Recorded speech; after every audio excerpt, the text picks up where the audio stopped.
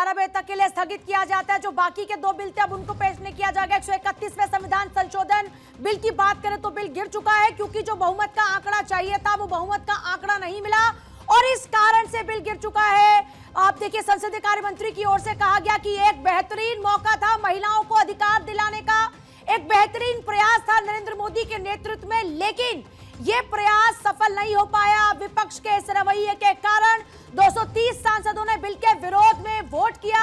131वां संविधान संशोधन, जिसके लिए यह प्रोविजन रखा गया था कि 815 सीट होंगी और ऐसे यूटीज की जो तादाद है उनको भी बढ़ाया जाएगा और इसके जरिए जो आंकड़ा है सीट्स का वो बढ़ेगा और इसी से महिलाओं को जो उनका हक था 33% आरक्षण का वो 2029 के चुनाव में ही मिलेगा।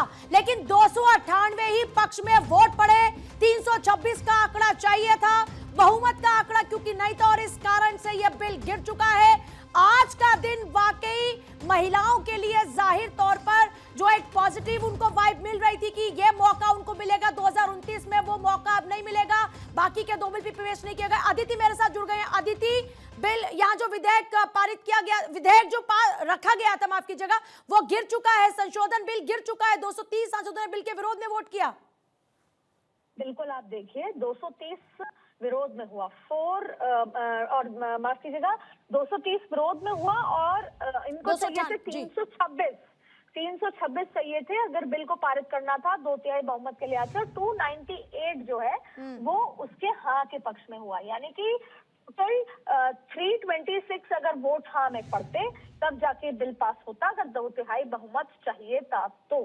अब ऐसे में अभी आपने देखा कि कुछ देर लगी, पहले दूसरे आंकड़े थे, 278 आंकड़े थे, तो जाहिर तौर पर कुछ वोटिंग गलत हुई। वो आपने व्हाइट कॉलम्स भी देखे होंगे, व्हाइट खाने भी देखे होंगे, तो वो सबके पूरा कैलकुलेट करके 298 हाँ में पड़े, 230 ना में पड़े और इस लिहाज से 2/3 बहुमत, क्योंकि 131वां संवैधानिक संशोधन था तो बिल गिर गया और इस लिहाज से बिल पारित नहीं हो पाया। और आपने देखा कि कैसे किरण रिजिजू ने कहा कि बाकी के दो बिल आगे नहीं बढ़ाने का मैं निवेदन करता हूं और साथ में ये कहा कि ये ऐतिहासिक पल बन सकता था लेकिन महिलाओं के हित में नहीं है विपक्ष और ये ऐतिहासिक पल नहीं बन पाया, लेकिन बीजेपी निरंतर उनको आगे बढ़ाने में काम करती रहेगी। जो जाहिर तौर पे नैरेटिव सेटिंग यहाँ पर हो गई, लेकिन ये बिल जिसमें 2029 में 33% आरक्षण महिला को मिल सकता था, उसकी उम्मीद आज खत्म हो जाती है।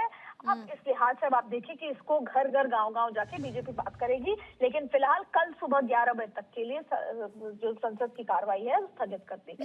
लेकिन अदिति, ये बड़ा झटका, 2 दिन का प्रयास, एक लंबी बहस, लेकिन नतीजा आपकी नजर में क्या? देखिए, ये ऑब्वियस नतीजा था, ये सरकार को भी पता था कि ये बिल पारित नहीं हो पाएगा। 2/3 बहुमत एक बड़ा आंकड़ा होता है और इस बिल के लिए लोकसभा, राज्य और विधानसभाओं में लाने के लिए विधानसभाओं में भी 2/3 बहुमत चाहिए। यहाँ भी उसके लिए या तो सरकार के पास आंकड़े बहुत बड़े हों या सरकार के जिस तरीके से आपने देखा 2023 में सहमति हो गई थी, यहाँ पर अलग अलग तरीके से विरोध हुए। वो एक डिबेटेबल इशू है जो हम सुबह से कर भी रहे हैं, चाहे फिर वो साउथ का भेदभाव की बात थी, लेकिन अंततः डिलिमिटेशन, ओबीसी आरक्षण, तमाम तरीके की बात यहाँ पर निकल कर आई।